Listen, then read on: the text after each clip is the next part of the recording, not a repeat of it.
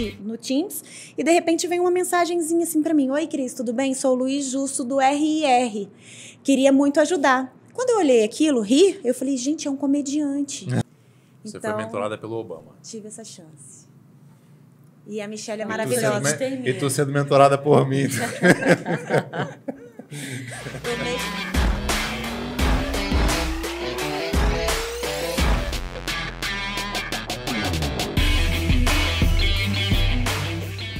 Olá, meus queridos e minhas queridas, eu sou Saulo Miquiles, esse é o Doutor Startup Cast, o podcast onde a gente fala tudo sobre o ambiente de inovação digital e o mundo das startups.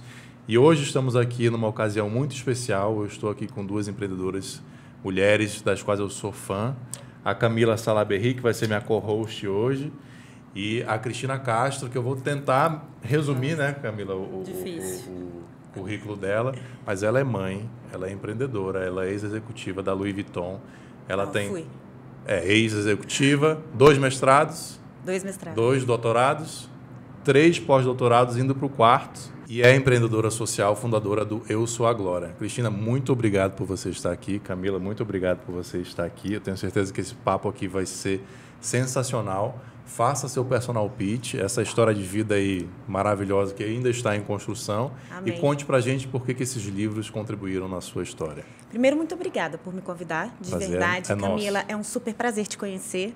Time todo que está aqui, muito obrigada. Meu nome é Cristina Castro, sou professora da Universidade de Brasília, sou do Instituto de Ciências Biológicas, nunca entrei no laboratório, não sei a diferença de DNA para RNA, porque eu sou economista, quer dizer, não sei, fiz graduação em psicologia, 3 pós-doutorado em economia, você é muito mais economista que eu, que tenho uma graduação. Eu também sou economista. Eu atuo hoje muito na área de empreendedorismo. A minha vaga dentro da universidade é empreendedorismo, inovação, marcas e patentes. Eu coordeno, estou terminando agora o meu mandato de coordenação de doutorado na biotecnologia, mas olhando principalmente para essa questão de patentes e investimentos, bio-startups, enfim. Sou CEO do Instituto Glória, uma plataforma de transformação social que visa acabar com a violência contra mulheres e meninas. Hoje estou na curadoria do MIT, no Brasil. Sou professora convidada em várias universidades internacionais. Sou mãe, sou filha, muito filha. Sou casada com um baita de um cientista de dados. Sou vice-presidente da rede We Americas, do Departamento de Estado americano. Não me lembro mais agora. O que mais que eu posso contar que eu sou, mas eu sou uma ativista. Você tem prêmios também, que eu lembro de ter visto seu currículo. Tenho. Nenhum deles eu ganhei só. Todos eu ganhei com muita gente contando as histórias. Então, na verdade, eu acho que eu sou uma grande coletora de histórias, uma ativista. E assim como, meu Deus, com muita humildade, assim como um Martin Luther King da vida, eu tenho um sonho. O meu sonho é acabar com a violência contra mulheres e meninas. Que sonho, hein? Que sonho. Pode cortar, acabou o podcast. Nossa, obrigada, gente. Foi ótimo.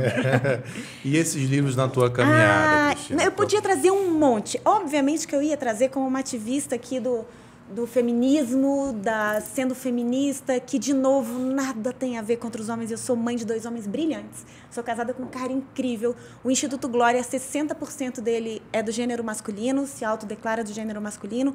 Então, de verdade, assim, eu adoro os He4X, mas eu trouxe 2 mulheres, porque isso me representa muito. Uma delas, a Djamila Ribeiro, que é um pequeno manual antirracista, porque eu criei uma robozinha negra.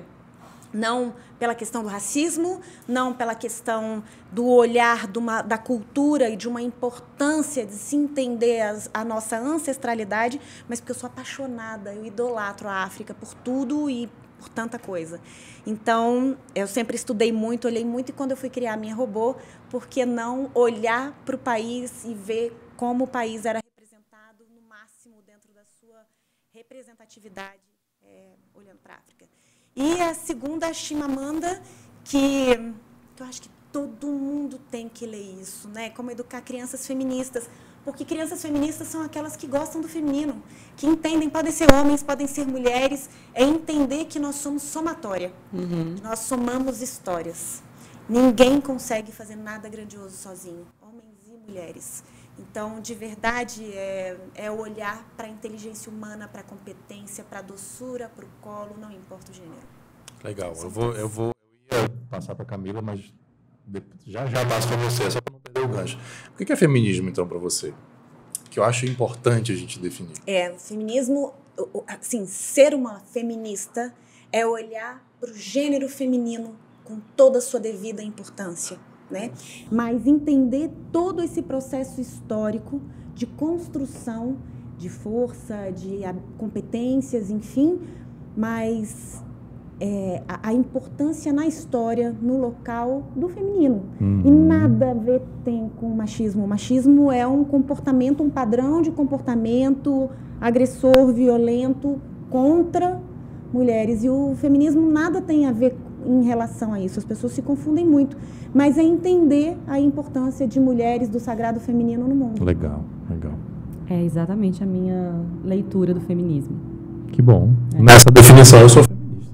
Que bom. Todos somos. Todo mundo. A Dior tem uma camiseta que dizia todo mundo deveria ser feminista. Você veio de uma mulher. Sim, certamente. E eu acho bacana como você falou, né? Não fiz nada sozinho. E você, antes de a gente gravar, você fez questão de mencionar o marido. Depois de gravar, você fez questão de mencionar o marido. Eu falo para quem quiser ouvir. Eu não faço. O vinho dele hoje, hein? A gente já vai mandar um corte para ele que é para garantir o vinho hoje. Eu faço questão de dizer que eu não faço nada sem minha esposa. Minha esposa é tudo para mim, para minha família. E a gente... A verdade é que o ser humano não faz nada sozinho, independente de gênero, né? Mas agora eu vou deixar você falar. Não, e perguntar. A minha experiência, acho que no feminismo, ou no feminino, né? Eu sou muito mais próxima do masculino. Fui criada... Meu pai tem um apelido para mim que é masculino. E ele sempre me chamou com adjetivos masculinos, sem perceber.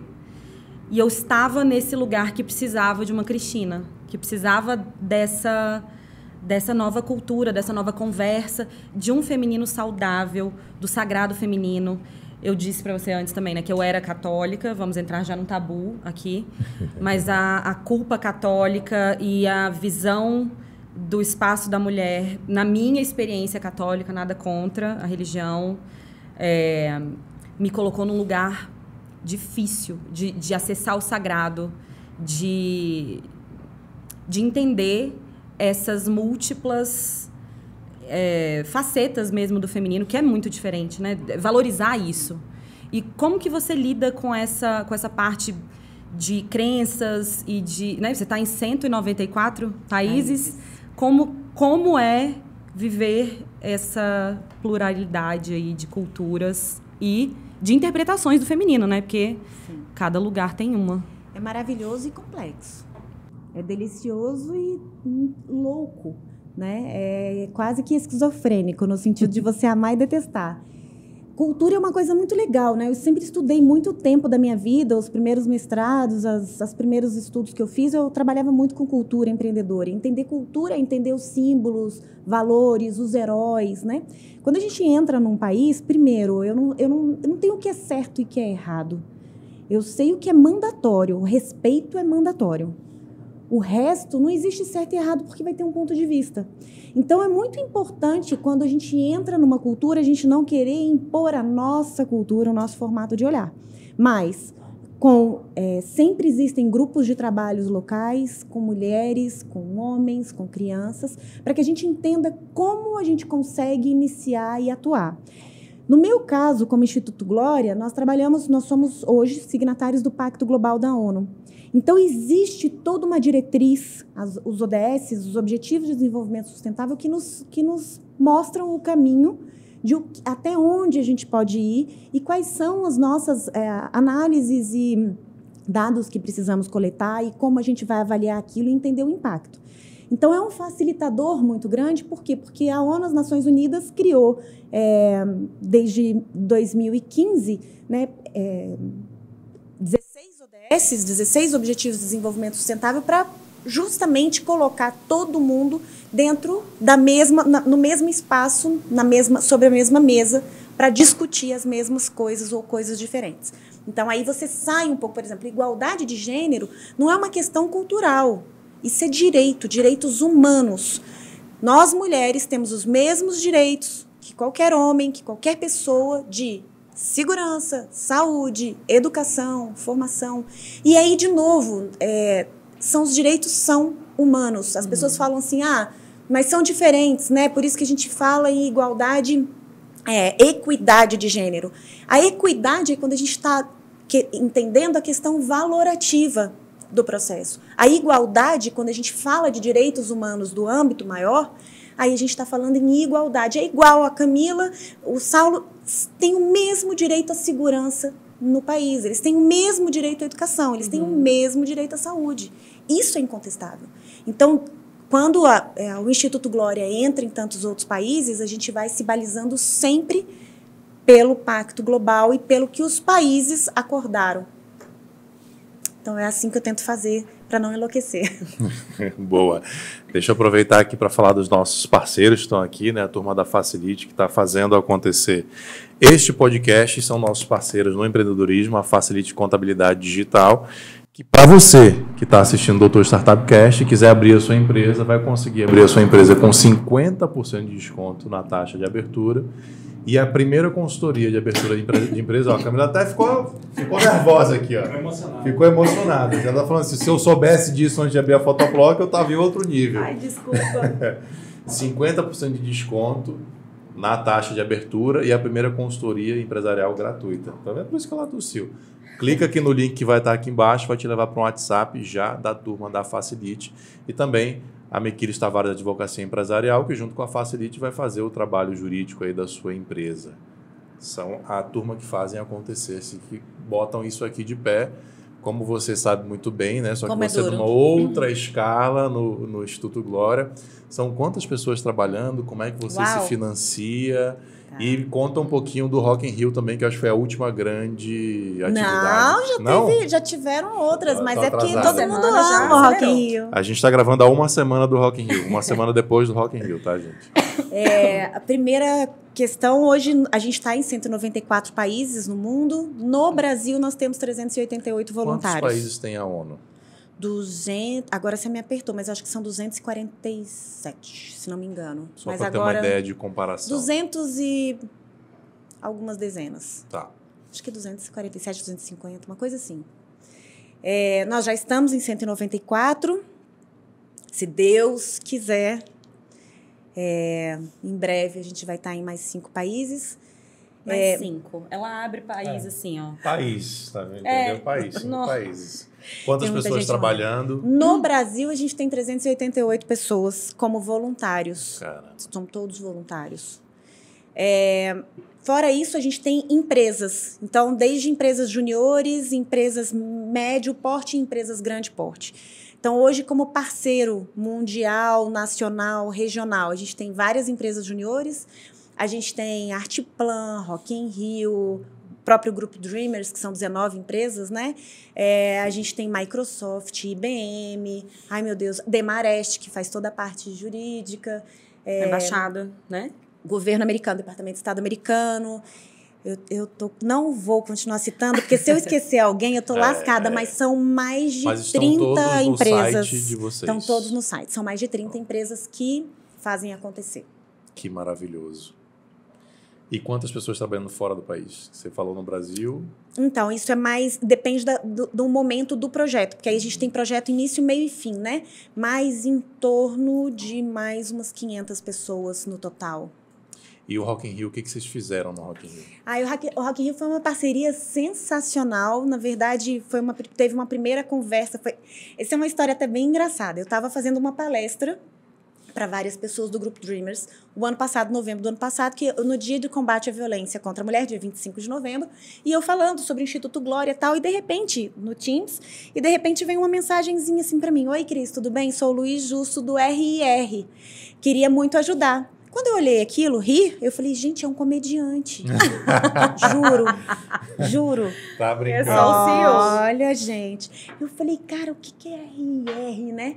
E aí 25 de novembro do ano passado. Isso. Você não tinha nada com Rock in Rio? Não, nada. Eu tinha com Olha Artplan. o poder da transformação. Numa fala. E aí ele falou, cara, eu tô tentando fazer doação aqui no site e eu não tô conseguindo, pessoa física. Aí eu falei... E eu continuei minha palestra e eu mandei. A Cacá é uma pessoa incrível, uma mulher incrível, é a diretora institucional da Artplan. E a Artplan já tinha acabado de assinar com a gente um NDA e a gente estava juntos, né? E é do grupo Dreamers. Sim. E aí eu mandei uma mensagem no privado. Cacá, pelo amor de Deus, cara, tem um comediante me Quem é procurando essa? fazendo doação. Nossa, aí ela você falou, não falou Cris, isso. juro que eu falei. E eu falei pra ele, né, óbvio, ele já riu muito. Ela, como assim? Eu falei, R-I-R. Ela, Cristina, isso é Rock in Rio. Oi! E aí a gente começou a conversar, marcamos uma reunião. E aí ele falou, cara, vamos fazer uma reunião tal dia, eu tenho 30 minutos. Beleza, beleza. Obviamente que eu stalkeei tudo da vida do Rock in Rio. E aí, quando ele começou, ele falou, cara, o que você me propõe? Eu falei, o que eu te proponho? Como é que você abre um site do Rock in Rio, não tem ODS 5? Vocês trabalham com ODS, eles trabalham com ODS. Cara, 80% das pessoas que catam lixo no Rock in Rio são mulheres. Eu falei, como é que você sabe? Eu falei, 60% das pessoas que compram ingresso são mulheres. E aí eu comecei, tamanho da sua empresa é feminina, e isso e aquilo. Ele, cara, eu tô com muito medo, você stalkeou o que mais da minha vida? E aí ele falou, então tá, então eu vou te fazer vou te trucar. O que você me propõe? E depois disso eu fiz um pitch, foi o pitch mais difícil que eu já fiz na minha vida, pro Rodolfo Medina, que é o dono do grupo. Cara, eu dei um abraço nele agora no Rock in Rio, eu falei, cara, eu nunca sou embaixo do sovaco fazendo um pitch, porque eu faço isso há 500 anos. Eu sou professora de empreendedorismo e análise de mercado na universidade. Eu trabalho com isso desde 1999. Nem se falava em startup, eu já trabalhava com spin-off no Canadá. Então, assim... E foi muito difícil, porque o cara é muito bom, é um empresário visionário. E aí eles falaram, bom, então ok, o que você propõe? Eu falei, começar pequeno. Ele é bom, começar pequeno, então você não tem que vir para o Rock in Rio, né? E o primeiro passo, eles não tinham mais orçamento, porque já tinha sido fechado o orçamento do Rock in Rio, foi a gente pensar, eu falei, cara, muito mais do que o evento, eu quero pensar no pré-evento e no pós-evento. No pré, formar gente. Ele falou, ótimo, a gente tem uma plataforma que chama Rock in Rio, que é para formar todos os funcionários. Eu falei, todos? Quantos, né? Eu imaginei 150, 30 mil. Que? Isso. Não tem nada pequeno, não. Nada pequeno. E eu falei, eu posso mudar de ideia? E eu quero, no final de tudo, te entregar um manual de boas práticas. Porque, assim, eu estudei muito, eu busquei muito, eu sou uma pesquisadora. Não existe, assim, como trabalhar boas práticas em grandes eventos olhando para a questão de violência de gênero. Como é que você diminui isso? Como é que você quantifica isso? Como é que você avalia? Como é que você trabalha com BI? Como é que você monitora isso? Não tem. Eu falei, então tá, então eu quero criar isso. Aí foi assim que a gente fechou o projeto e dia 29 de agosto eu fui embora para o Rio de Janeiro, voltei agora, mas assim que eu voltei, a gente tem um outro projeto com o Departamento de Estado americano que chama Power for Girls. É um projeto com o Departamento de Estado americano. A gente está indo agora para a 3ª edição. Fizemos a 1ª e a 2ª e ontem foi aprovada a 3ª. Parabéns. Vamos brindar? Vamos brindar? Ai, meu Deus, eu vou na Camila água. tá sem vinho? Tá aceito, né? Eu tô aqui. Não, cadê? Traga aqui uma taça. A gente tirou leite pra quê? Pra isso. Opa, não tocou. Não tocou. Não tirei a mão da taça. Não tirei a mão da taça, E aí a gente tem a gente forma meninas no Brasil inteiro em condição de total vulnerabilidade, escolas públicas, para serem líderes do futuro. Caramba, que show. Vamos Realmente, brindar. O Rock in Rio não foi o último. Obrigada. Parabéns por mais essa. Agora eu vou tomar. E aí a gente trouxe todas as meninas. Foram 73 meninas, 20 professores de escolas públicas, 20 mentores universitários. E o meu marido só olhava assim, cara, você tá com 150 filhos dos outros aqui, você é doida, né? E a gente trouxe para Brasília para fazer a culminância. Então, elas tinham que ter tido, ao longo de 6 meses, elas tinham que ter tido uma ideia, montar um negócio entre 4... O grupo é 4 meninas, uma professora e um mentor, para melhorar a questão de meio ambiente e sustentabilidade. Uhum. São meninas de 15 a 19 anos, 18 anos. Eu não sei o que eu fazia nessa época, mas não é o que elas fazem, tá? Tiveram meninas que criaram telha para baixa renda, feita a partir da fibra do coco. Ela diminui termicamente e acusticamente as questões. Teve menina que, a partir do calcário, resta de obra, criou adubo. Teve menina que foi para dentro das comunidades indígenas, a 12 horas de barco para dentro do norte, e criaram, a partir da farinha do açaí, cosméticos. E fizeram essas famílias também terem... Olha, o que teve de projeto foram 20 projetos incríveis. E aí a culminância foi aqui no Royal Tulip. Trouxemos todas elas para o hotel mais bonito que a gente podia. para elas entenderem o que é empoderamento. É saber o local de pertença, que elas podem estar onde elas quiserem estar. Que sensacional, E isso cara. acabou domingo. E aí, depois disso, eu estou quase morta, já começando de novo. Não, o ano tá em 3 meses para o ano acabar ainda, hein? Não, ainda tem muita coisa. A gente já muita está coisa fechando pra- detal, Olha já aí. estamos fechando algumas coisas bem legais. Deixa eu só pegar uma coisa que eu acho bem interessante, antes de passar para a Camila, que assim, você falou assim, eu tive 30 minutos com o CEO do Rock in Rio, né? E eu stalkeei ele de todos os lados. Você fez o dever de casa que todo empreendedor deveria fazer antes de fazer um pitch, antes de fazer uma venda. Então, na verdade, eu só quero puxar essa lição para quem está assistindo a gente. Muitas vezes as oportunidades caem do céu, como foi para você fazer um pitch para um comediante, né? Ai, gente, até hoje ele dá risada disso. Mas você poderia ter ido, tem um pitch aqui normal que eu já faço, que eu já sei fazer, ou você poderia ter feito o dever de casa, e você com uma boa professora de Mas empreendedorismo, eu te né? stalkeei loucamente também. Olha aí, tá vendo? O que você fez no verão você. passado? Eu Agora... não sabia que você estaria aqui, não tinha te stalkeado. Ainda bem que eu certeza. não estou sendo entrevistado, senão ela ia fazer umas perguntas difíceis. Mas deixar essa lição aí para a turma. Camila, o que mais você quer perguntar para esta pessoa? Eu ainda sou dos eventos. Depois do Rock in Rio, vamos ter outras edições Se Deus de quiser. Rock in Rio. Se Deus quiser. Ou O outros grupo tem o eventos. Detal ano que vem, né? Vai ser em São Paulo. Eu falei muito isso pro Rodolfo, assim, você botou o primeiro pé, você deu o primeiro passo, não dá para voltar atrás mais, sabe? Então tem todo um grupo de acessibilidade brilhante dentro do Rock in Rio. Tem um menino que, assim, eu tiro meu chapéu freneticamente, chama Thiago Amaral. É um menino que atualmente, ele sofreu um acidente há 8 anos atrás, é cadeirante, e ele toca toda a parte de acessibilidade do Rock in Rio como um todo. É um menino brilhante, um dos melhores de entendedores de acessibilidade. Tem um grupo muito forte lá, LGBTQIA+, de questão de comunidades pretas. Então, eles têm um trabalho com a Amazônia, de sustentabilidade. Então, faz muito sentido para o meu mundo, sabe? Eu espero não largar nunca mais. Só se eles não me quiserem, eu vou para a beira da porta com um cartaz e ficar chorando. A gente vai junto, né, Camila? Me ajuda Senão aí, ela tem que TAP, agora já era. Agora Deve entrou. ser um canal muito bom de captação de voluntários também, ou não? Para marca. Você sabe, tudo é maravilhoso. Sabe por quê, Camila? Eu descobri que as pessoas são muito mais solidárias do que a gente imagine. Só que elas não sabem como. Então, cada palestra que eu dou, cada vez ou que eu em quem vou num confiar, evento... talvez, né? Ou até mesmo, como é que eu descubro o meu propósito? Né? Como é que eu sei para que eu existo no mundo? Para mim, não foi um belo dia eu acordei, eu vou salvar mulheres e meninas. Eu resolvi pegar uma dor de coisas que eu tinha sofrido e vender lenço. Eu não quis mais chorar, eu quis vender lenço. Então, e isso é o que eu digo muito, assim, não me importa o que você faça.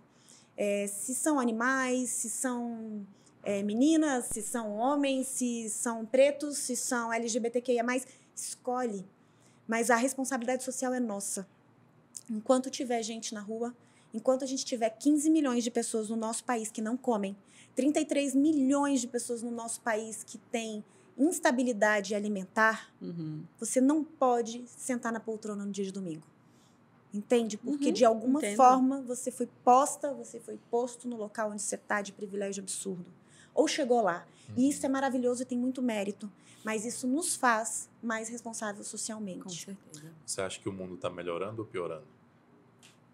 Eu sou uma pessoa que sempre olha o copo meio cheio. Então, você não conseguiria fazer o que você faz sem essa visão. Agora, a gente tem um índice de violência que aumentou absurdamente. É preciso falar isso. Eu não sou cega. A pandemia nos trouxe uma doença mental generalizada, coletiva. As pessoas estão passando fome de verdade. Muitas empresas e muitos negócios faliram. Muito pai de família perdeu o rendimento. Muita criança ficou trancada dentro de casa com agressor. Muita mulher apanhou. Então, assim, e apanha e sofre. Então, a gente está com um mundo muito difícil. Mas, de novo, Saulo, eu não choro vendo lenço. Então, eu vejo isso como uma oportunidade de chegar um dia e dizer que a Glória está de férias, acabou, ela não precisa mais trabalhar, que não existe mais violência no mundo. Isso é maravilhoso. Diz que o Siddhartha Gautama, né? Ele dizia que não ia descansar enquanto ele não visse a costa do último homem entrando no Nirvana. Quer dizer, é o que você está falando, Glória. É isso. Quando ela tirar férias, Eu é porque paro. isso não existe mais no mundo, né? Não precisa Não mais. precisa mais. Nessa linha, como é que é o teu espiritual para... Porque deve ser duro também em alguns momentos trabalhar com isso, constantemente. Né? É duro todos os dias. Eu mexo que todos os dias eu acordo querendo mudar o mundo e toda noite eu quero vender minha arte na praia. Eu não moro na praia e não sei fazer arte. Então, por isso que no dia seguinte eu acordo de novo querendo mudar o mundo. Meu espiritual, eu acredito absurdamente em Deus. Tudo começou de verdade, da glória, e de eu entrar para a questão social. Imagina, eu trabalhei com luxo, eu morava na França, eu tinha uma vida completamente diferente. Por diletantismo, eu resolvi ser professora universitária. Minha mãe é professora universitária da UNB, meu pai é professor universitário da UNB. Eu resolvi fazer concurso público, passei e tcharam, tinha 2 filhos morando na França, me mudei de volta para o Brasil. Eu já era separada, morava sozinha com eles lá, enfim. Banzo, e eu resolvi voltar para o Brasil. Quando eu cheguei aqui, assumi o CDT, que é o Centro de Apoio ao Desenvolvimento Tecnológico, NIT, da universidade. Tinha um diretor e eu assumi um trabalho enorme junto com ele. Em 2016, quando veio aquela recessão absurda, que dinheiros carimbados retiraram, enfim, a gente teve que demitir 69 pessoas num auditório. E aí não era porque as pessoas não estavam trabalhando, era porque a gente não tinha mais dinheiro, eu fazia aquilo, eu fechava o centro. E eu infartei. E aí... Você infartou de verdade? De verdade verdadeira. Com 39 anos... Caramba. Eu corria todos os dias, pesava 49 quilos, vida super saudável. Eu, recém-casada, meu segundo casamento, com meu super marido. 2 meses casada, pensa aí. E era uma terça-feira de carnaval. E eu saí com ele para almoçar. A cara da Camila. A minha deve estar assim também. A filha dele mais nova e a mãe dele. A minha sorte, pasmem, por isso que eu aceitei vinhozinho, hein? Já fica a dica. É que eu não ia beber nada, estava muito quente, a minha sogra pediu uma caipirosca. E era grande, aquelas do Beirute. E eu tomei um golinho. Por quê? Porque um coração muito forte, eu corria muito. Quando o infarto veio, ia ser fatal. E eu só me lembro de levantar e desmaiar. Eu não lembro de mais nada. Meu marido correu comigo para o hospital. E de lá eu me lembro de acordar e estar entrando na UTI. Nossa. E ao entrar na UTI tinha uma médica. Eu nunca contei isso, primeira vez. Era uma médica negra, com uns dreads assim, maravilhosos. E quando eu acordei, entendi que eu estava entrando, maca, enfim, entrando no hospital, eu comecei, na UTI, eu comecei a chorar muito. Ela falou, pode parar de chorar. Era o único lugar que eu ia querer estar se eu tivesse como você. E olhou pro meu marido e falou assim, eu não sei se ela tem mais 5 minutos. Nossa. E um filho de 16 anos, outro filho de 14. Tá doido. E assim eu entrei numa UTI que ainda não era humanizada. Ou seja, com gente morrendo o tempo inteiro. No segundo dia, os meus filhos foram me visitar. E o pequeno de 13, que hoje tem 21 anos, ele tinha 13 para 14, ele entrou no hospital com as 2 mãozinhas assim, né? Ele diz até hoje que ele me proíbe de contar essa história porque parece que ele é retardado. Não, né? E Ninguém vai ficar sabendo. Parou na maca, ele olhou para mim e disse assim, eu não sei se você tá pronta para morrer, mas eu não tô pronto para te perder. Volta. Meu Deus do céu. E quando ele saiu, cara, aí vem a espiritualidade. Eu olhei muito, era um teto branco, era tudo que eu tinha. Falei, Deus... Eu vendi muito sapato massa, muita roupa massa, eu ganhei muito dinheiro, comprei apartamento, eu fiz isso. Quer dizer, muito dinheiro, nunca fui milionária não, ganhei dinheiro normal. Ganhei muito dinheiro, o povo já vai me pedir as contas depois. Mas eu prometo mudar o mundo. Eu já tinha ficado 1 mês e meio na Casa Branca, já tinha sido mentorada, enfim, à época pelo IAméricas, o Programa do Departamento de Estado americano. Vamos falar disso. E aí eu falei, cara, se eu sair daqui, eu juro, eu vou mudar o mundo. Bom, 3 dias depois eu fugi da UTI. Não sei se conta como ter saído. Eu realmente fugi, de verdade. Verdadeira, com aquela roupinha, o bumbum de fora. Aquelas Bem coisas. cena de filme. Eu sou cada minuto mais fã sua. É impressionante. E eu voltei para casa e ali ressignifiquei minha vida. Hoje, não me importa quanto de dinheiro entre para o Instituto.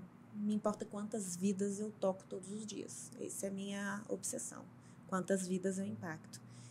Eu espero um dia, para quem não acredita em Deus, pode ser Bob Marley. Para mim é Deus, Nossa Senhora, enfim. Rezo todo dia, constantemente. E cada vez que a dor tá muito pesada, eu falo pros caras lá de cima, bicho, eu não pedi isso, vocês me deram. Então, você me trouxe de volta. Cara, bicho, né? senta aqui do meu lado e me ajuda aí, porque eu vou largar a mão disso. E assim tem sido. Então, eu sou muito, muito, muito devota da turma lá de cima. Uau. E por que você escolheu o feminismo? Eu sofri violência. E eu podia escolher o que eu ia fazer com isso. Então, uma mulher branca, com uma família com condições financeiras, a minha vida inteira, desde os meus 14 anos com a minha mãe, eu moro na França. Sempre viajei o mundo inteiro quando os meus amigos ainda não podiam fazer isso. Sempre tive acesso a muita coisa, 2 mestrados, 2 doutorados, e eu sofri violência. Eu não sabia que eu sofria violência, eu não sabia que eu estava numa relação abusiva. E só descobri, foi muito doido, eu fui fazer um projeto, acho que eu também nunca contei isso, com o pessoal da Unicef. E eles falaram, olha, tem um projeto tal, e a gente queria uma curadoria para a parte de cultura. E, na época, acho que isso era 2007, 6 para 7. Eles falaram assim, cara, tem uma mulher que está falando muito sobre relações abusivas e a gente está contratando ela, Juju. Lembra da Juju? A Jujut? E eu não tinha ideia Ela é quem era. maravilhosa. E aí eu entrei, Você lembra dela? Eu confesso que eu não sei o que vocês Ela é um estão falando. fenômeno. Era, né? Porque ela saiu agora na Ela internet. parou tudo. Ela é super jovem, né? Ela tem o quê? Uns 20? Eu não tenho nem 30 Não, agora ainda. ela tem uns 30 Tem já. 30 já? Acho que já. Ela era youtuber do cotidiano, Quando com uma começou, visão né? maravilhosa da vida, das relações humanas. Ela descomplicava emoções, sentimentos, Caramba. e é super feminista. Muito legal. A gente fez um projeto com ela. Ela é maravilhosa. E aí ela começou a falar sobre relação abusiva. Ela é... E, cara, eu fiz check Não em era tudo. a Eu sei linha que vídeo dela. é esse. Ela começou... Primeirão. Entendi. Não, ela fazia muito conteúdo feminista. E Não, muito mas para relação sobre- abusiva. Ah, entendi. É. E aí eu vi isso porque o projeto ia contratá-la. E aí eu cheguei em casa, fui fazer meu dever de casa, estudar quem é que seria a pessoa Como contratada. sempre. E aí eu tive a tal crise de choro que você teve frente a comentários dos seus propósitos, eu tive em relação a olhar para minha vida. Uhum. E eu escolhi, naquele momento eu tinha uma escolha, eu ia ser mega depressiva e me acabar, e não que eu não tenha depressão e não trabalhe isso e entenda que isso não é uma escolha. Eu trato isso com muito, muito cuidado e muito carinho, mas eu tinha uma escolha, assim, o que eu ia fazer com aquilo? Eu resolvi vender lenço, então eu resolvi aprender sobre trabalhar para que outras mulheres, outras meninas não passassem pela mesma coisa que eu passei. Mas aí você descobre um mundo gigantesco, que a violência de gênero, ela não é só a violência na relação. Mulheres têm menos acesso, por exemplo, a educação focada, por exemplo, em números, em tecnologia. Você tem questões de crença, então meninas que não podem estudar, porque senão não serão boas meninas para casar. Você tem questões de violência política, você tem outras tantas. Deixa eu te interromper, desculpa, Cristina, porque isso que você falou, meninas que não podem estudar porque não vão casar, parece, para quem vai assistir a gente, que isso não existe mais, que isso é coisa do passado. Convido a passar 2 dias comigo. Eu queria que você falasse disso, que isso é uma realidade. Né? Cultura. É cultura. A pessoa que está no meio de uma metrópole de Brasília, São Paulo Tem também, e tal, viu? pois é, mas ela pode estar isolada disso e achar que isso não existe, mas o Brasil é enorme, o mundo é Eu recebo enorme. ligações de pais constantemente. Pelo amor de Deus, minha filha está dentro do Instituto Glória e ela não vai casar. Para com isso. É mesmo. E a minha resposta é com muito carinho, porque eu tenho muito respeito por esses espaços. De novo, eu acho que cultura, a gente não muda do dia para a noite. É muito tempo para você entender quais são os valores, normas, regras. Né? De novo, tem o que é mandatório. O respeito é mandatório, ponto. Agora, depois disso, todo o resto eu também preciso aprender. Eu também quero aprender, eu não estou impondo os meus olhares. Mas eu acho que existe, no final das contas, a escolha. E a escolha de quem está no processo. A menina, a mulher, pode escolher. Ela pode, inclusive, escolher continuar na relação abusiva. Mas ela tem que ter a informação e a escolha dela. E a escolha vai ser a melhor. Por isso, uma robô. Porque a Glória não julga. Uma robô não julga, nós julgamos. Mas como é a robô? A robozinha Glória? E por que Qual chama que é o Glória? papel dela? Bom, agora vocês me fizeram 2 perguntas. Vai, engata aí, vamos ver. A Glória, ela visa acabar com a violência contra mulheres e meninas. Ela é uma inteligência artificial que trabalha com 3 tecnologias, né? Inteligência artificial, blockchain e people analytics. Então, nós trabalhamos com essas 3 tecnologias para minerar dados. Se eu tiver que falar para quem não entende nada de TI, o que é a Glória, ela é uma grande base de dados, um grande banco de dados de histórias contadas. Não me importa quem é a Camila, mas quantas Camilas. Não me importa quem é a Maria, mas quantas Marias. Para que eu entenda uma coisa chamada padrão de comportamento. A partir do momento que eu entendo o padrão de comportamento da vítima e do agressor, eu consigo antever isso. A gente já faz isso com o consumo. Empresas, antes de lançarem os seus produtos, elas já trabalham com padrão de consumo, de compra. Então, é o que eu quero fazer com a violência. Para isso, nós criamos, esse ano, que vai ser lançado agora, com a Microsoft Mundial, o primeiro glossário para inteligência artificial focado em gênero. Porque a Siri, o Watson, todos eles têm glossários de inteligência artificial, mas não são focados em violência de gênero. Então, quando uma mulher fala com a Glória de soco, de roxo, de apanhar, de porrada, a Glória já sabe o que aquilo significa. E, com isso, ela gera informação. Vamos pegar o exemplo do roxo. A Glória não vai achar que é uma cor. No contexto, ela pode até achar, porque a mulher pode contar que a cor roxa, o que significa a cor roxa? E a Glória vai saber dizer para ela o porquê que a Glória é roxa, o porquê que a cor da questão da violência, do combate à violência de gênero é roxo. Por quê? Porque ela aprende. Quanto mais ela pega o contexto, e ela pega, na verdade, são várias equações matemáticas para ensinar o algoritmo a como conversar. Então, um robô aprende da mesma forma que uma criança do que um adulto. A única diferença é que é mais rápido. Muito mais rápido. E a robô, ela tem esse papel de espelho para a pessoa que está interagindo, porque você mesma não sabia que estava num relacionamento abusivo, e isso é 9 em cada 10, vou chutar aqui. Mas primeira pessoa que entende a minha Glória.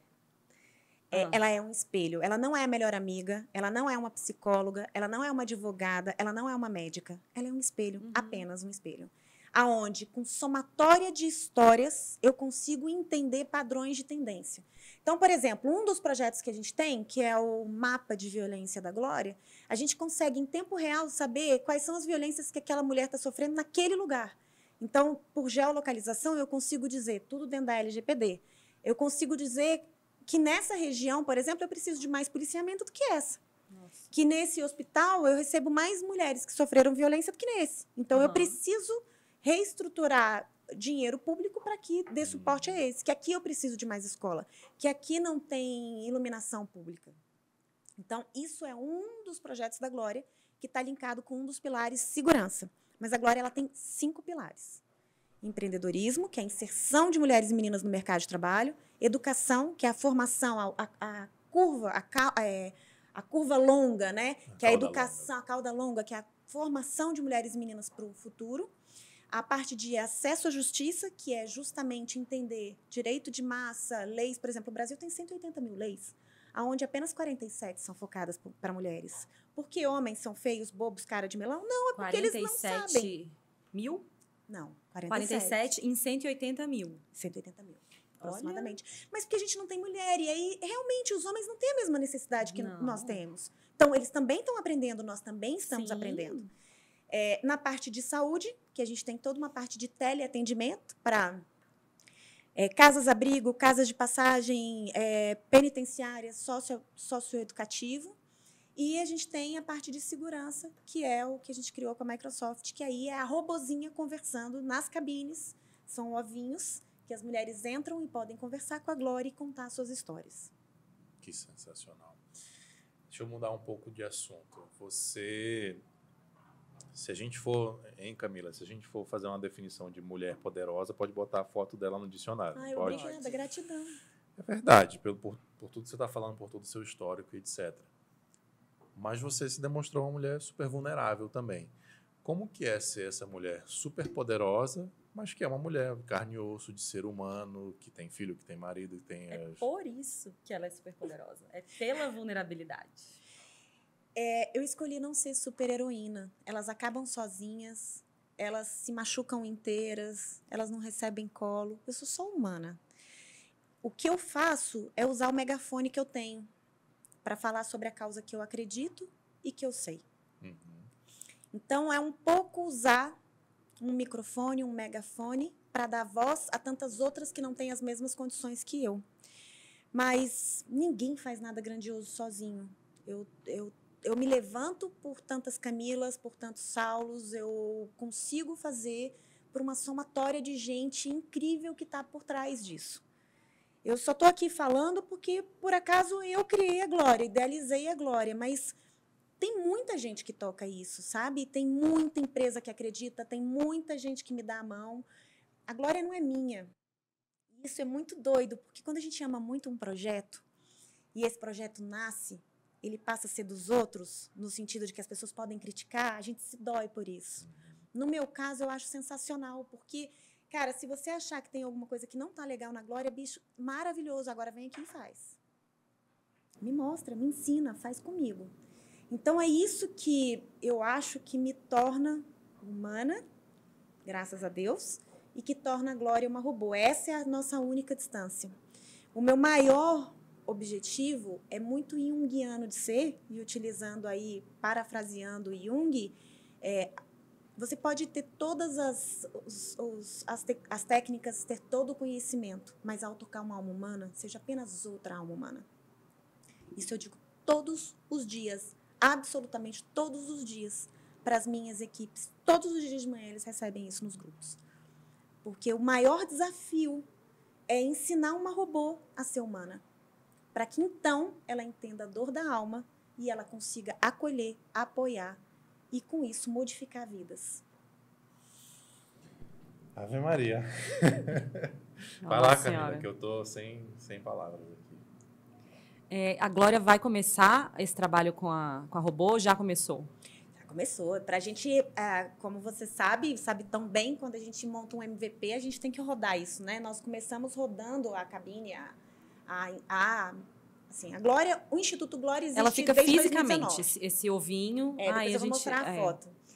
Desde 2019 a gente existe como instituto, né? Esse projeto, desde que a Glória começou, o Instituto Glória começou, era essa a minha obsessão. Eu queria ter uma cabine. No início eu pensava como uma cabine telefônica, que mulheres pudessem entrar e conversar. Existem lugares... Eu te conheci numa palestra em 2019, lançando isso e falando, vai ter um robozinho que vai conversar com as mulheres, agora etc. Tem. E demorou, mas chegou. É caro, né? E assim, eu comecei estudando muito, inclusive assim, não adianta eu ter uma cabine, eu vou colocar isso aonde? Né? O celular, por exemplo, no futuro, a gente vai ter parcerias aí com empresas de TICs, né?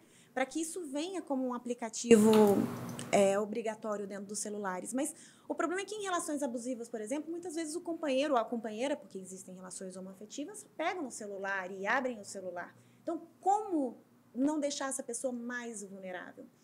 E aí a gente começou a estudar isso. Existem locais que a mulher consegue ir sozinha. Supermercado, num posto de saúde com o filho. Então, a gente começou a buscar parcerias, e aí eu comecei a desenhar. E quando eu pensava inicialmente numa cabine, como uma cabine telefônica londrina, por exemplo, mas não era acessível. Eu comecei a aprender muito sobre acessibilidade, né? Entender que tem pessoas com nanismo, tem pessoas cegas, tem pessoas cadeirantes, realidades que não são minhas. Sim. E que é difícil você usar a tecnologia para sanar tantas diferenças e buscar tantas diversidades. E, aos pouquinhos, a gente montou um grupo de trabalho de acessibilidade, a gente montou um grupo de trabalho de tecnologia, a gente montou um grupo de trabalho de desenvolvedores, enfim. E esse ovinho é um ovinho, parece um ovo, porque é o renascimento. Quando eu consigo falar, quando eu consigo me colocar, quando eu consigo dizer, ali começa o meu renascimento. Porque eu consigo começar a curar problemas que até então não conseguia. E a gente fez de uma forma que a cadeira de roda entre, ela gire, tem o banquinho para nanismo, ele é adaptável, tem para bolsa de colonoscopia, enfim, você tem toda uma acessibilidade para que qualquer pessoa tenha acesso. Isso vai estar onde, assim, majoritariamente? Eu já vou contar isso em primeira mão para vocês também. Cara, você está me tirando muita coisa. Vamos lançar aqui no Doutor Startup Cast em primeira mão onde vai estar. Por incrível que pareça, o ovinho está construído, está pronto. Vou mostrar as fotos para vocês. O algoritmo está desenvolvido, está pronto. E agora a gente está fechando o local. Eu gostaria muito que ele nascesse na Universidade de Brasília, de onde eu sou, no sentido de estar lá no hospital universitário, mas eu ainda não consegui fechar isso. É assim a vida. Mas se não for lá, vai ser em algum lugar. Vai ser aqui em Brasília primeiro. Vamos ter essa boa notícia em breve. Eu acho que vai rolar. I hope so. Em breve. E a gente já tem fechado no Rio de Janeiro, no metrô, na Cidade de Deus. A gente também está fechando já com o norte do país, em Santana, que é ao lado de Macapá. Enfim, estamos começando aí, buscando parceiros para construir mais cabines da Glória. Mas, de novo, esse é um projeto. Nós temos hoje 27 projetos acontecendo. Por quê? Porque coletar dado não é igual. Eu não consigo coletar dado da mesma forma. Nem todo mundo entra numa cabine para contar a sua história de dor. Nem todo mundo entra num local para conversar com uma robô. Então, para cada comunidade, por exemplo, a gente tem um projeto com a UNOPS, que é uma agência da ONU de construção e gestão de projetos, que a gente trabalha com mulheres que foram escalpeladas no norte do país. Vocês sabem o que é escalpelamento? É de pele? Quando cai do barco sim. E o cabelo e as Pega pessoas... na hélice. Exatamente. Mas por muito tempo, e aí desde 2007, as mulheres começaram a ganhar uma bolsa, o BPC, por conta do acidente de escalpelamento, porque passam ali a ter uma deficiência mesmo de conseguir trabalhar, de conseguir estar no mercado por conta do escalpelamento, né? Traz muitos problemas, inclusive câncer de pele, enfim. Só que aí os maridos, os namorados começaram a escalpelar suas mulheres. Então, hoje nós temos um trabalho onde precisamos repensar uma política pública para salvar mais uma vez essas mulheres. Então, é muito importante entender o contexto, entender o local, o locus, a amostra, e a partir disso, sem julgamento nenhum, buscar ações que sejam assertivas. A gente tem um tiro para dar, não pode ser no pé, né? Deixa eu até te dar fazer uma pergunta / uma ideia. Eu imagino, por exemplo, essa cabine, uma vez que ela estiver num espaço público e tratar de violência de gênero, ela vai ser visada, né? Sim. A pessoa entrar lá dentro pode ser um pouco constrangedor, outras pessoas em volta, sabendo que aquela pessoa está entrando. Vocês já pensaram em como... Claro que já pensaram, né? Sim, a primeira coisa que a gente tá bem claro na nossa cabeça é que tem uma coisa que salva, né? A cultura. É a arte, né? Como aquele local é representado. Então, primeiro que a gente não entra numa comunidade sem antes entender quem são os líderes comunitários e como eles pensam e como eles vão nos ajudar a inserir e implementar aquilo. Né? A Glória não se enfia em goela abaixo de uma comunidade. Ela é demandada e pedida por aquela comunidade. Por exemplo, no norte, o prefeito entrou em contato comigo, pediu, nós fomos, estamos trabalhando há 8 meses com um grupo de trabalho, com a própria sociedade, e é a sociedade que está trazendo soluções para isso. A mesma coisa aqui, a mesma coisa no Rio. A parte de fora do ovinho, ela vai ser toda grafitada. Grafiteiros e grafiteiras de plantão, aqueles que quiserem voluntariamente pintar os ovinhos, aonde ali a gente fala sobre a importância da voz. E dentro, a pessoa pode até entrar para fazer uma denúncia, mas ela pode entrar e pedir para a Glória fazer uma meditação com ela. Ela pode entrar e pedir uma informação sobre o que é uma relação abusiva. Eu não estou sofrendo nada, mas eu quero saber. Ou não, eu quero só contar uma história. Ela pode até querer contar uma receita de bolo, não tem problema. Porque na hora da mineração de dados, a gente entende os bolsões e aonde a gente bota cada coisa. Era isso que eu ia imaginar. Eu vou conseguir, por exemplo, eu tenho uma vizinha que eu sei que está sendo abusada e tal, eu vou conseguir lá, ou uma outra mulher, e falar isso para a Glória, ela vai entender? Falar você sempre pode. Até porque a nossa lei hoje, a violência de gênero, a sociedade se torna responsável por quem está sofrendo a violência. E a mulher não pode mais tirar a queixa. Sim. Então, por exemplo, quando eu conto, olha, o marido da Camila fez isso com ela. Se depois, porque ela se sentia culpada, eu não quero que meu marido vá preso, eu não quero que tirava... com medo de ser espancada. Não pode mais. Isso é, hoje, por lei... É a Lei Maria da Penha. O processo segue. E, obviamente, se depois descobrir que o cara não era culpado, ok, mas segue-se um processo, né? Abre-se um processo ali na questão. A Glória, ela não abre processo contra ninguém. Ela captura relatos, ela entende dados e ela entrega isso para gestores públicos. E a partir de então, a delegacia tem que fazer o papel dela, o hospital tem que fazer o papel dele. É anônimo? Anônimo, anonimizado. E aí o que a gente faz é por localização. Então, na verdade, aquela pessoa manchas, não vai ter um benefício. Não. Vem Ela por política precisa, pública. Ela precisa ir à delegacia, porque a nossa lei, a lei brasileira, a pessoa tem... Eu não posso, sem os dados, porque senão eu teria que coletar imagem, ela teria que me trazer outros áudios. Só com a denúncia dela, eu não posso encaminhar isso para um processo. Você estaria se arrolando mas numa função que é do Estado, que você não pode fazer. Eu só vou gerar ferramenta para que o Estado consiga ser mais rápido. Mas ela aconselha essa pessoa. A palavra aconselhar eu tenho um pouco de medo porque ela gera informação. Então, por exemplo, como é que você precisa tirar uma medida protetiva? Hoje a gente no Brasil pode tirar uma medida protetiva em 20 minutos. Mas você sabe como fazer isso? Não. Então, peraí que eu vou te mostrar. Você está sendo perseguida por alguém. Cara, você vai para casa? Nem pensar. Você vai para um shopping, você vai para uma delegacia. Por quê? Porque você não pode levar o criminoso para dentro da sua casa. São certas coisas que a gente fala do processo de educação que são informações. Então, a gente gera informação constantemente e informações essas estabelecidas ou não estabelecidas na internet, que a robozinha vai aprendendo com outras mulheres. E, paralelo a isso, porque era um grande medo que eu tinha, por exemplo, o discurso de ódio, né? Imagina você, um cara que tá pé da vida com a Glória, entra lá, fala um monte de palavrão, fala um monte de coisa para atrapalhar o algoritmo. Ela consegue hoje perceber o que é discurso de ódio e ela aprende com isso também.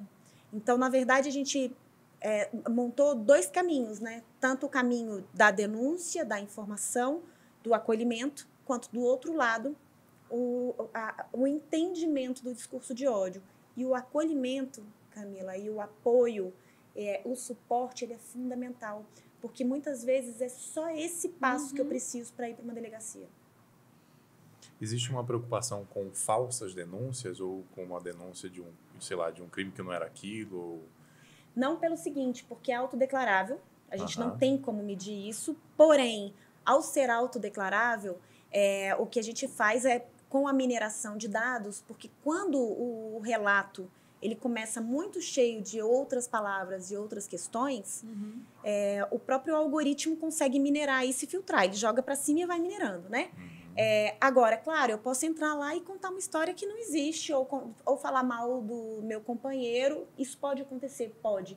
Mas, de novo, a gente não está abrindo processo contra ninguém. Você não está fazendo denúncia, nem queixa, nem nada. E isso, dentro de uma curva de normalidade, você consegue entender as pontas, né? Claro. Então, acaba que você trabalha pela mancha, né? Imagina uma Secretaria de Segurança Pública com esses dados todos aí. Eu estou muito curiosa para saber como que vai ser. Porque você já testou, né, no MVP, como você falou. 8.000 mulheres.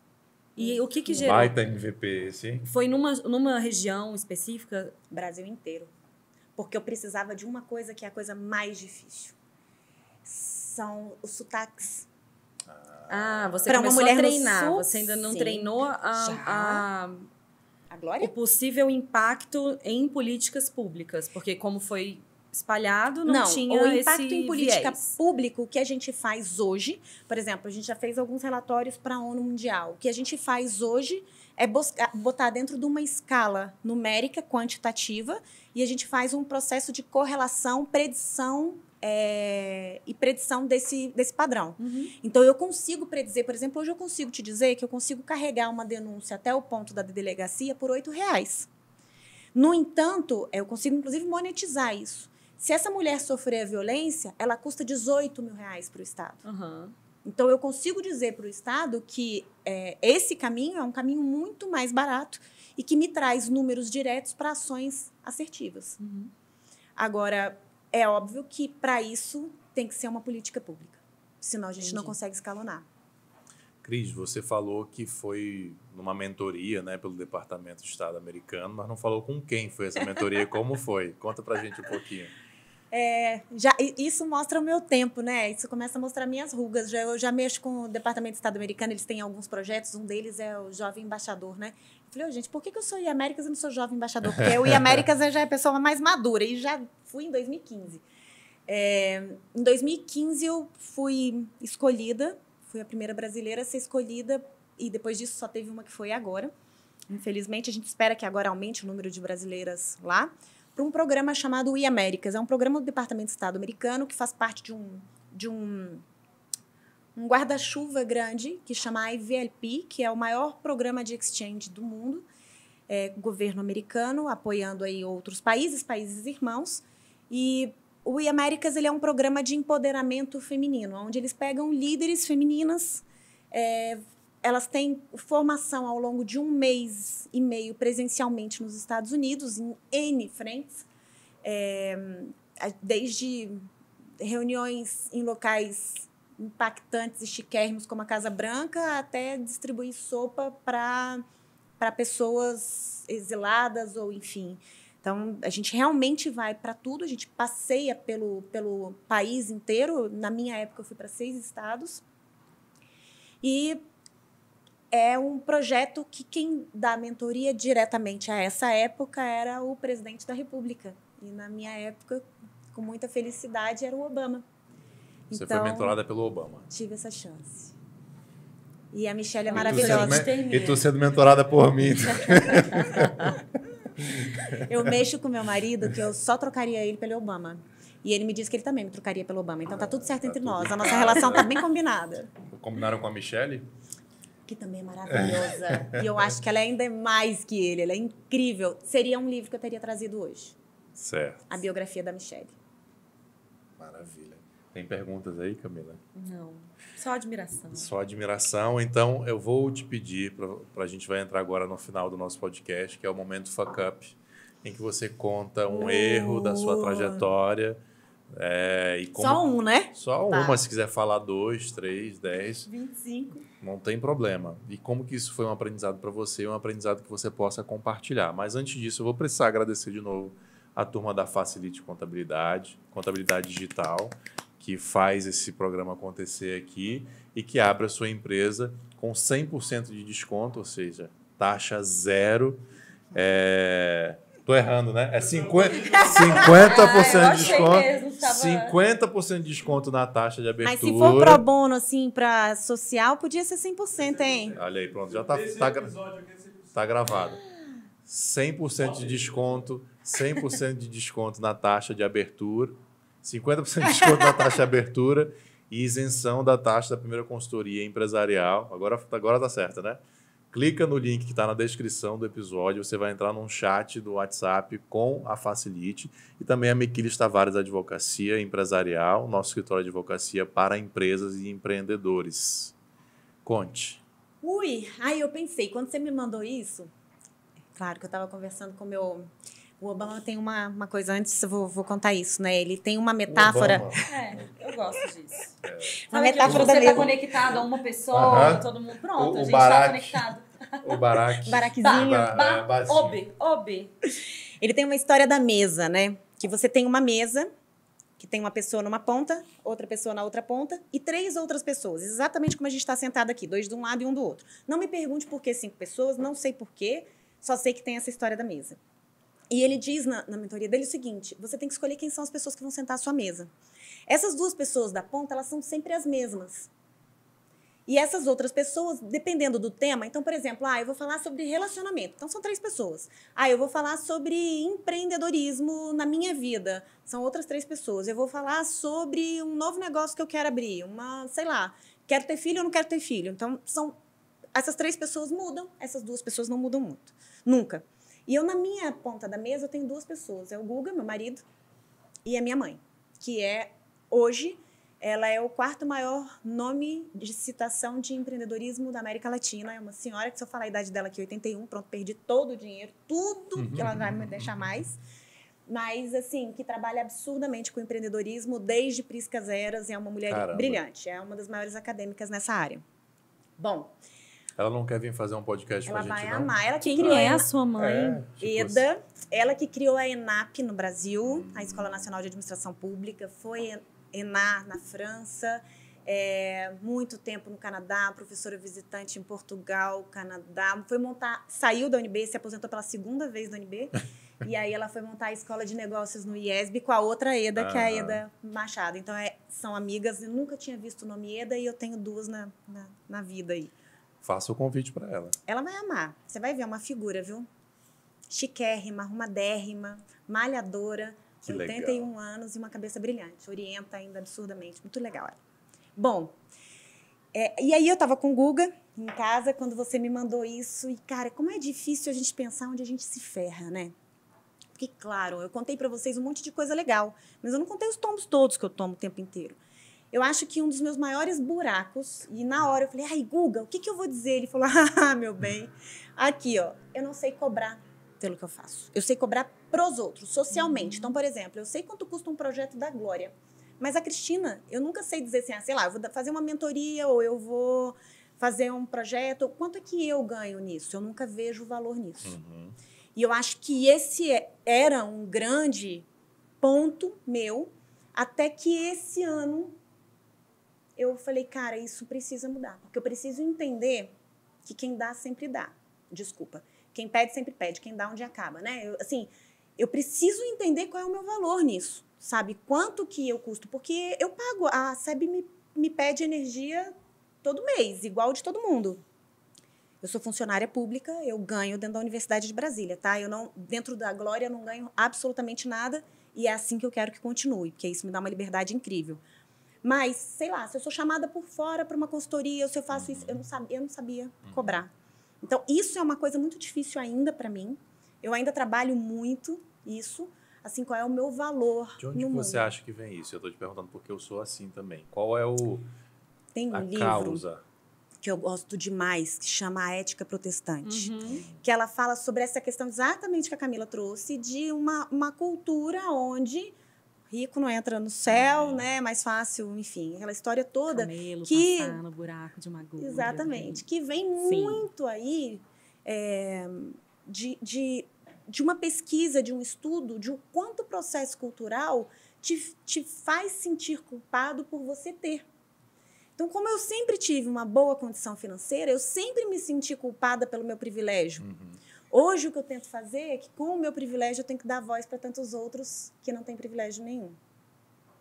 Então, eu percebo assim, tá? Assim, eu sempre entro num lugar, assim, é raramente que eu entro pensando, esquecendo a questão da Glória, tá? Nos meus outros óculos, assim, no meu outro chapéu. Quanto que eu vou ganhar?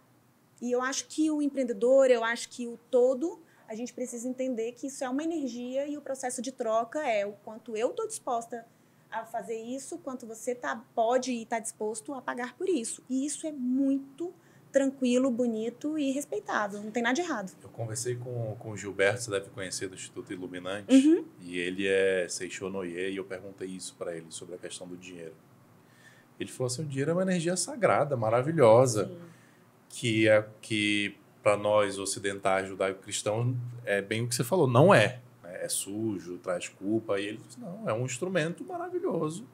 Que vai pro bem, pro mal. É a energia da sua realização no mundo. E é uma energia... É uma energia. É uma energia então, ela precisa sagrada. de quê? De movimento. O dinheiro se torna doente ou uma doença quando ele fica parado, acumulado. E aí, eu tinha também essa percepção de culpa, né? A gente falou um pouquinho da culpa católica. O que me ajuda até hoje a pensar no dinheiro é como fazer ele circular. Ele passa por mim, mas ele volta pro ambiente, pro contexto, para produzir outras coisas ainda melhores e maiores. Porque a gente ainda vive numa sociedade capitalista, temos 3 economistas à mesa, né? A gente ainda não descobriu uma outra forma de troca melhor do que o capitalismo. Podemos até entrar numa outra discussão. Mas, por enquanto, a predominante é o capitalismo. Então, ver o dinheiro como essa energia que precisa circular ajuda a ressignificar a posse. Porque não é posse, é transição. E, de novo, o dinheiro pode ser tudo. A gente pode pensar no escambo. O dinheiro pode ser metal, o dinheiro podem ser vidas salvas, mas tudo na vida tem um custo. Então, isso, para mim, quando eu falo da minha vida pessoal, profissional, eu tenho um bloqueio gigante. Sim. Então, eu acho que esse é meu ponto. E você está virando essa chave ou já virou? Cara, eu estou num processo frenético para virar, para aprender, porque só por uma coisa, engraçado, porque eu sou movida a desafios, eu sou movida a coisas que eu não consigo fazer. Eu adoro. Eu adoro. Eu sou muito, muito, muito... Se me disser assim, cara, você é louca, esse projeto não vai dar nunca. Bom, veja a Glória. Sim. É aí que eu amo. Então... Bem empreendedora, bem característica. É isso aí. Então, esse é o meu desafio. Eu espero que numa próxima vez que eu venha aqui, eu te diga, olha, esse ponto já... Da última vez que eu te vi, pessoalmente, você estava lançando o Glória e agora ele está concretizado. Então, da próxima vai ser seguir na mesma toada. Isso aí, essa chave vai estar viradinha. Você vai ensinar a gente Deus como quiser. fazer, né, Camila? Estamos no processo. Se despeça, fale suas redes, como que as pessoas te acham, como que as pessoas acham a Glória, como que contribuem com a Glória e depois você. Bom, eu inicio agradecendo de novo, mais uma vez, a você, Saulo, o convite. Camila, por estar à mesa, com os seus olhos aí me fortalecendo e me dando espaço de mais força de fala. Ao time todo, aos meninos, muito obrigada, desde o café, ao vinho, à água, o carinho, o sorriso, tudo. A quem está assistindo, contar um pouco da minha história e da minha vida, na verdade, não significa falar de mim ou dizer que eu faço isso, eu faço aquilo, mas Sim. que a causa de ser ativista e de quanto a gente precisa de pessoas que estejam prontas para mudar o mundo e que todos nós podemos mudar o mundo. Todos nós. Eu mudo. Vocês vão ficar sentados me vendo ou vocês vêm mudar comigo. E as minhas redes, bom, eu tenho 5 amigos, Cristina Castro, mas vou adorar ter mais. A Glória, Eu Sou a Glória. O site é eusouagloria.com.br. E nas nossas redes da Glória tem Twitter, YouTube, Instagram, Facebook. É isso. E para quem quiser contribuir lá no site... Entra no site, tem a doação, tem a parte de ser voluntário. Isso, Assim, o que uma pessoa faz para ajudar a Glória? Tudo, até um abraço. Quando a gente quer mudar o mundo, até um abraço é importante. Então, a doação financeira para quem pode, para quem não pode contar para uma amiga, para quem não pode... contar para uma amiga ser voluntário, para quem não pode ser voluntário, só entrar lá e dar um clique. Enfim, a gente pode fazer pequenas coisas que impactam a vida de muitas. Você pode também, que está aí, compartilhar esse vídeo, esse episódio com outras pessoas para fazer chegar a Glória e essa conversa maravilhosa para mais gente curtir, comentar esse episódio aqui. Comenta aí, Eu Sou a Glória, para saber que você chegou até o final aqui, veio com a gente até o final. E se você está no Spotify, vai lá no YouTube, Doutor Startup, se inscreve. Se você está no YouTube, vai lá no Spotify também, se inscreve, Doutor Startup Cash. Camila, onde é que o povo te acha? Eu tenho gostado muito do LinkedIn. Acho que é uma nova conversa que está surgindo por lá. Então, Camila Salaberry. 2 L's. SALLAB de bola RRY. @Camila _Salaberry no Instagram. E a minha empresa, @Photoplock. Com F, não com PH. Certo. No Instagram a gente também tem conversas interessantes por lá. Show de bola. Então, muito obrigado a vocês duas por estarem aqui com a gente. Obrigada a vocês. Até a próxima. Obrigado a você que assistiu a gente. Tchau, tchau.